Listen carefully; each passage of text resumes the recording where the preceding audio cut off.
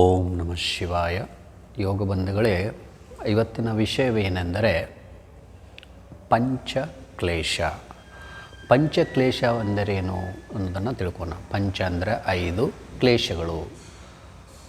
ಪಂಚಕ್ಲೇಶಗಳು ಮಾನವನಲ್ಲೇ ಇರುತ್ತವೆ. ಅವಿದ್ಯೆ, ಅಸ್ಮಿತ, ರಾಗ, ದ್ವೇಷ, ಅಭಿನಿವೇಶ. ಇವು ಏನು ಅಂದರೆ ಪಂಚಕ್ಲೇಶಗಳು. ಹಾಗಾದರೆ ಈ ಪಂಚಕ್ಲೇಶಗಳಲ್ಲಿ ಮೊದಲನೆಯದ್ದು ಅವಿದ್ಯೆ. ಹಾಗಾದರೆ ಅವಿದ್ಯೆ ಅಂದರೆ ಏನು ಅನ್ನೋದನ್ನು ನಾನು ಸಂಕ್ಷಿಪ್ತವಾಗಿ ನಿಮಗೆ ತಿಳಿಸ್ಕೊಡ್ತೀನಿ. ಅವಿದ್ಯೆ ಅಂದರೆ ವಿದ್ಯೆ ಇದ್ದು ಅವನೇ ಬ್ರಹ್ಮ, ನಾನೇ ಬ್ರಹ್ಮ, ನನಗೆ ಎಲ್ಲ ವಿಷಯವೂ ಗೊತ್ತು ಅನ್ನೋನು ಯೋಗದಲ್ಲಿ. ಹಾಗೆ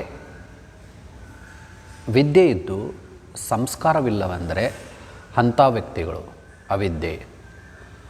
ಉದಾಹರಣೆಗೆ ಹೇಳ್ಬೇಕಂದ್ರೆ, ಅವ್ರ ಹತ್ರ ವಿದ್ಯೆ ಇರುತ್ತೆ, ಅವರು ಗಾಸಿಪ್ ಮಾಡ್ತಾ ಇರ್ತಾರೆ, ಚಾಡಿ ಚುಚ್ಚುವುದು, ಅಲ್ಲಿಂದ ಇಲ್ಲಿ ತಂದಿಡೋದು.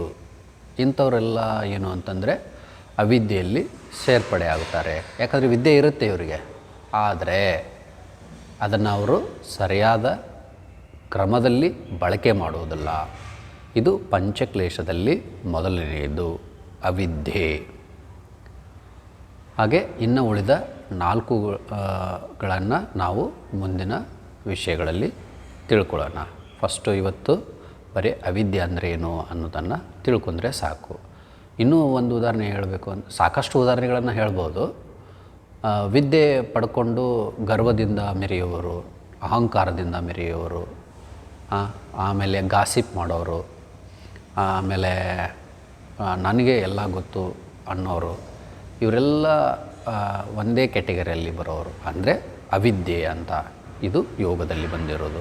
ಹರಿ ಓಂ ತತ್ಸತ್. ಓಂ ನಮಃ ಶಿವಾಯ.